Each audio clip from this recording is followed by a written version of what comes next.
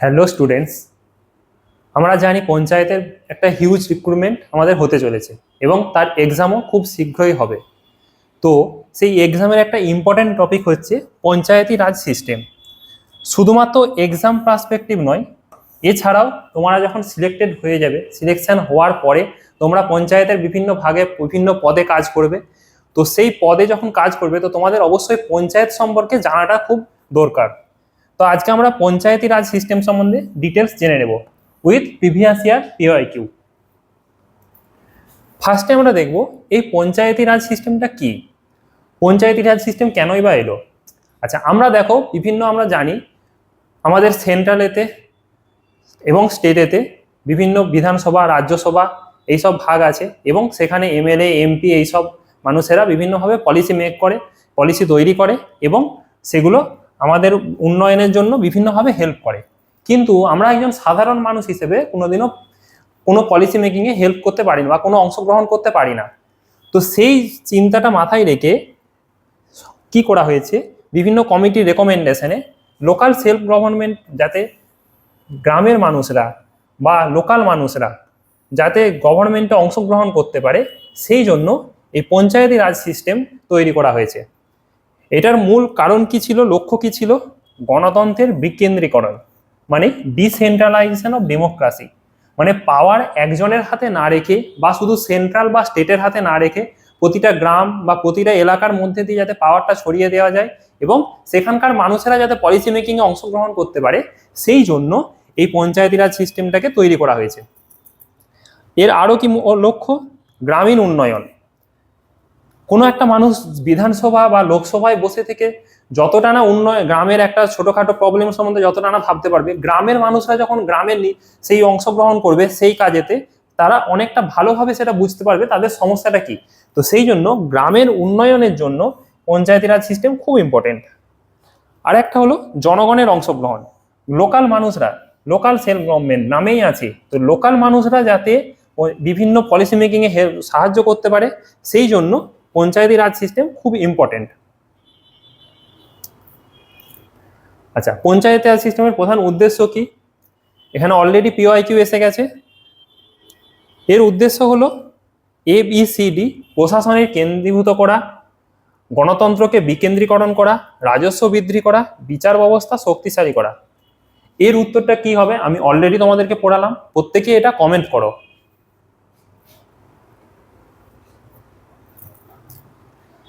সাংবিধানিক ভিত্তি।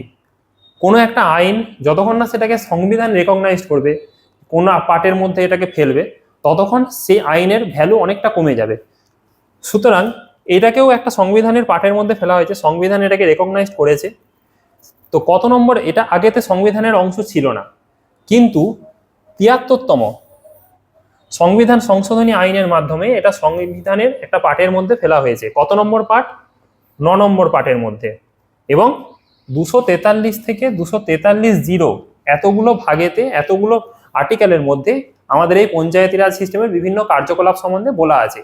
তো এই পার্টটাকে ৭৩ নম্বর সংবিধান সংশোধনী আইন, এই আইনটাকে মনে রাখবে। কত নম্বর সংবিধান সংশোধনী আইনেতে এটাকে ইনক্লুড করা হয় পঞ্চায়েতি রাজ সিস্টেমটাকে, এবং এই সালটা 1992-তে।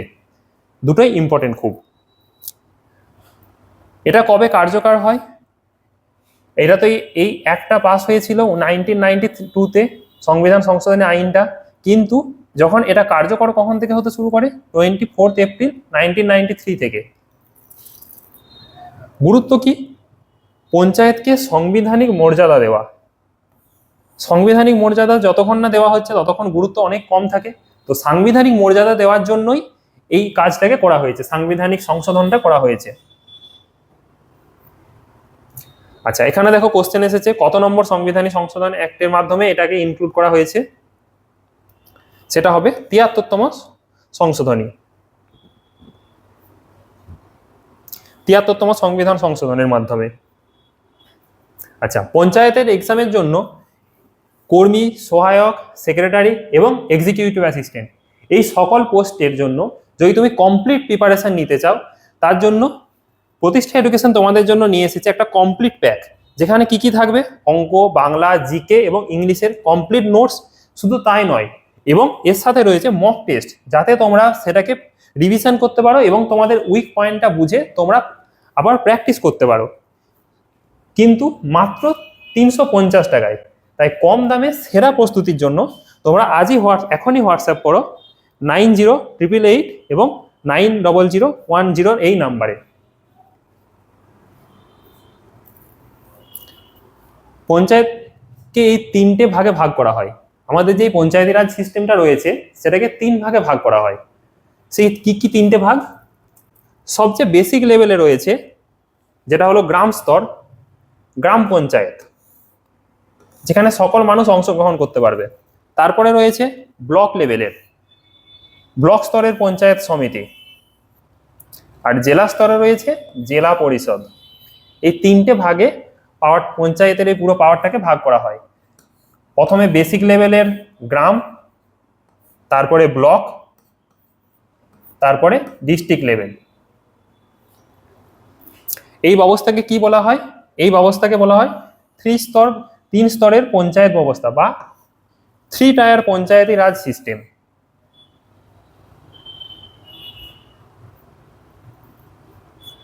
আচ্ছা, কোশ্চেন দেখো, পঞ্চায়েতি রাজের 3 স্তর কোনটি? কোন কোন 3টে স্তর এখানের মধ্যে? তোমরা এটাও কমেন্টে জানাও আমাকে, প্রত্যেকে কমেন্ট করো এই অ্যান্সারটা। গ্রাম সভা। গ্রাম সভা কি? গ্রাম সভা হলো সকল ভোটারদের সমষ্টি। 18 বছরের ঊর্ধ্বে হয়ে গেলেই, যখনই আমাদের ভোটার কার্ড হয়ে যাবে, তখন তুমি অটোমেটিক গ্রাম সভার মধ্যে ইনক্লুড হয়ে যাবে। এই সকল 18 বছরের উপরে ভোটারদেরকে নিয়ে যে সভাটা গঠিত হয় সেটাকে গ্রাম সভা বলা হয়। এই গ্রাম সভার কাজ কি? পঞ্চায়েতের কাজ পর্যবেক্ষণ, বিভিন্ন পঞ্চায়েতে যে উন্নয়নমূলক কাজগুলো করে সেটাকে পর্যবেক্ষণ করা, মনিটরিং করা এবং সেটাকে অনুমোদন করা। এই গ্রাম সভার অ্যাপ্রুভাল দরকার। কোনো পঞ্চায়েতের কোনো উন্নয়নমূলক কাজ হলো, কোনো পলিসি একটা তৈরি করতে গেল বা রাস্তা কোনো একটা তৈরি করতে গেল, সেটাকে অ্যাপ্রুভাল করতে গেলে গ্রাম সভার অ্যাপ্রুভাল দরকার, তারপরেই সেই কাজটা এগোবে। আচ্ছা, গ্রাম পঞ্চায়েতের প্রধানকে, এটারও কমেন্ট করে জানাও কোনটা সঠিক অ্যান্সার হবে। গ্রাম সভার সদস্য কারা? অলরেডি আমরা পড়লাম, গ্রামের সকল প্রাপ্তবয়স্ক ভোটার। Option C right answer. নির্বাচন। এই গ্রাম সভার নির্বাচন কত বছর ছাড়া ছাড়া হয়? বা এদের যে হেড হচ্ছে, পঞ্চায়েত প্রধান হচ্ছে, তার নির্বাচন কত বছর ছাড়া ছাড়া হয়? এবং কে সেই নির্বাচনটা করেন? প্রতি 5 বছর অন্তর অন্তর এর নির্বাচন হয় এবং 5 বছর অন্তর অন্তর এর নির্বাচন হবে এবং সেটা নির্বাচনটা কে করবেন? স্টেট ইলেকশন কমিশন নির্বাচন পরিচালনা করবেন। আর এই নির্বাচনের পদ্ধতি কি হবে? ডাইরেক্ট ইলেকশন, মানে সরাসরি আমাদের যে পছন্দের যে মানুষ হবে তাকে আমরা যে সরাসরি ভোট দেবো এবং তাকে প্রধান করব। এই জন্য এটাকে ডাইরেক্ট ইলেকশন বলা হয়, সরাসরি নির্বাচনের মাধ্যমে। আর এখানে কিছু সংরক্ষণ রাখা হয়েছে সিটের, প্রতিটা পঞ্চায়েত, প্রতিটা জেলা পরিষদে কিছু সিট সংরক্ষিত রাখা হয়েছে, যেখানে পার্টিকুলারলি সেই যাদের জন্য সংরক্ষিত রাখা হয়েছে তারাই সেখানে অংশগ্রহণ করতে পারবে। সেটা কাদের কাদের জন্য সংরক্ষণটা রাখা হয়েছে? এসসি, এসটি এবং ওমেনদের জন্য। কমপক্ষে 1/3 সিট রাখা অবশ্যই মাস্ট, এবং ওয়েস্ট বেঙ্গলেতে সেটা 50% রাখা হয়েছে, মানে 33% মাস্ট রাখতেই হবে। ওয়েস্ট বেঙ্গলে সেটা 50% করা আছে সংরক্ষণ।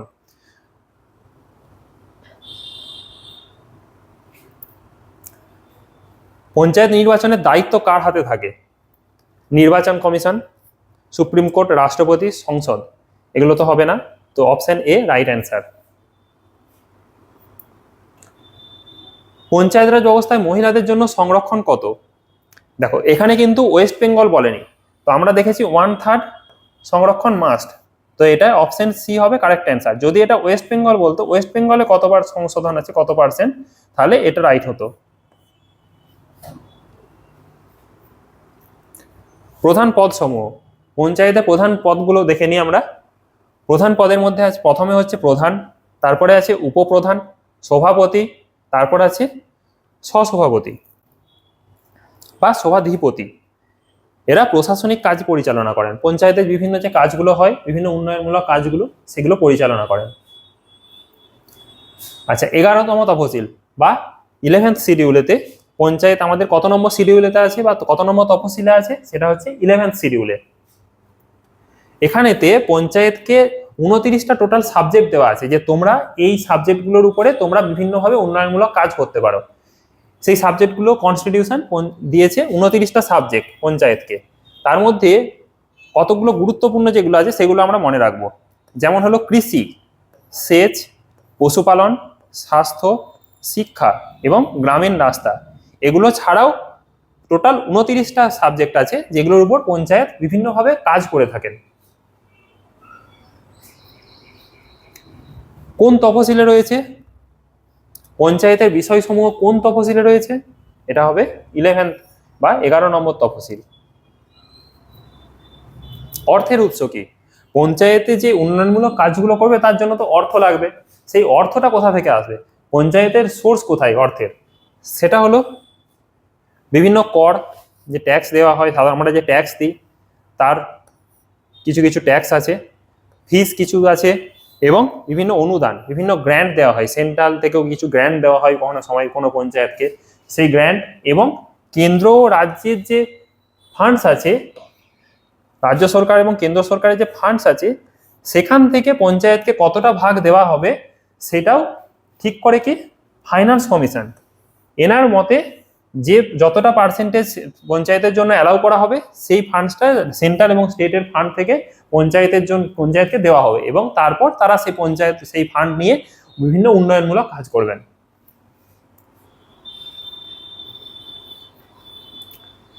আচ্ছা, স্টেট ফাইন্যান্স কমিশন যে পঞ্চায়েতের জন্য যে পঞ্চায়েতের যে আর্থিক বন্টনটা দেখলাম আমরা, তাতে মূল যে ভূমিকাটা পালন করে তিনি হচ্ছে স্টেট ফাইন্যান্স কমিশন। যে এটা কত বছর ছাড়া ছাড়া নিয়োগ হয়? 5 বছর ছাড়া ছাড়া। 5 বছর ছাড়া গঠিত হয়। পঞ্চায়েতের অর্থ বন্টন নির্ধারণ, এনার মূল কাজ ডিস্ট্রিবিউশন অফ ফান্ড। পঞ্চায়েতের আর্থিক শক্তি বাড়ানোর জন্য কোন কমিশন গঠন করা হয়? দেখো, পরিকল্পনা কমিশন, নির্বাচন কমিশন, অর্থ কমিশন না ইউপিএসসি? এটা অপশন সি হবে right answer, state finance commission. নির্বাচন কমিশন, পঞ্চায়েতের যে বিভিন্ন ইলেকশনগুলো হয় সেটা কারা পরিচালনা করেন? সেটা হবে স্টেট ইলেকশন কমিশন, নট শুধু ইলেকশন কমিশন। ইলেকশন কমিশন আমরা জানি একটা সেন্ট্রালে আছে, সেটা বিভিন্ন রাজ্য এবং সেন্ট্রালের বিভিন্ন পদ যেগুলো আছে হেড, তাদেরকে নির্বাচনে সাহায্য করেন। তেমনি স্টেট ইলেকশন কমিশন পঞ্চায়েত ইলেকশনেতে মূল ভূমিকা পালন করেন, পঞ্চায়েত নির্বাচন পরিচালনা করেন। এটা একটা ইন্ডিপেন্ডেন্ট বডি, মানে এটা স্বাধীন সংস্থা একটা। তোমরা যদি অফলাইন সেন্টারে এসে যদি পরীক্ষার জন্য প্রিপারেশন নিতে চাও, এসএসসি, এনটিপিসি, ডব্লিউবিসিএস বা আদার স্টেট এক্সামের জন্য, তো তোমরা বারাসাতের কাছে যারা থাকো তারা স্ক্রিনে দেওয়া এই নাম্বারে কল করো, এবং কলকাতা আদার জায়গায় যারা থাকো তারা এই নাম্বারেতে ফোন করবে।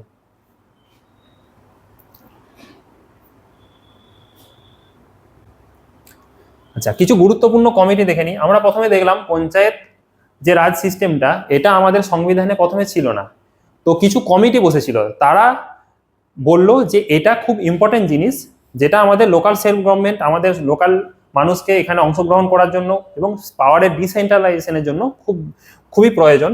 সেই জন্য এই কমিটিগুলোর নির্দেশে আমাদের পঞ্চায়েতি রাজ সিস্টেমকে গঠন করা হয়। তো কি কি সেই কমিটিগুলো? একটা হচ্ছে পালবন্ত রায় মেহতা কমিটি। এটা কি রেফার করেছিলেন? 3টে স্তরে যে আমরা ভাগটা দেখলাম, প্রথমে গ্রাম লেভেলের, তারপর ব্লক লেভেলের, তারপর জেলা লেভেলের। ইনি এটা বলেছিলেন যে 3টে স্তরে এইভাবে ভাগ করা হয় এবং একটা পঞ্চায়েতি রাজ সিস্টেম গঠন করা হোক। এটাকে 3 টায়ার সিস্টেম বলা হয়। এবং আরেকটা কমিটি হচ্ছে অশোক মেহতা কমিটি। ইনি কি বলেছিলেন? 2 স্তর ব্যবস্থা বা 2 টায়ার সিস্টেম। যে মাঝের যে ব্লক লেভেলটা আমরা দেখলাম ওটাকে ইনি বলেননি।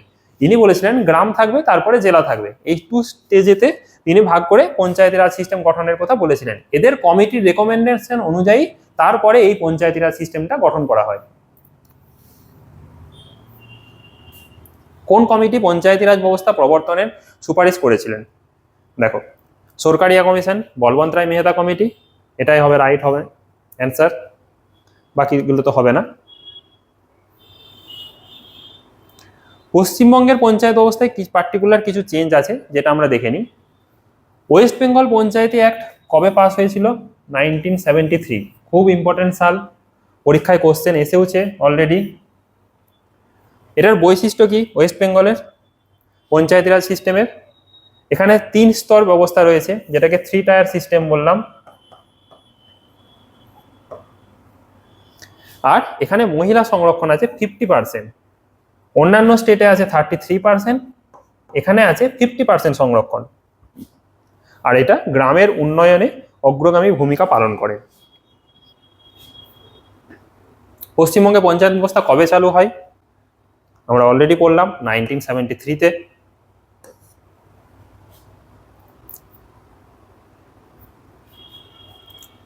ধন্যবাদ সকলকে। তো আমরা পড়লাম পঞ্চায়েতি রাজ সিস্টেম, এবং এরকম আরো অনেক টপিক জানার জন্য তোমরা প্রত্যেকে প্রতিষ্ঠা এডুকেশনের ইউটিউব চ্যানেলকে সাবস্ক্রাইব করো এবং আমাকে ফলো করো।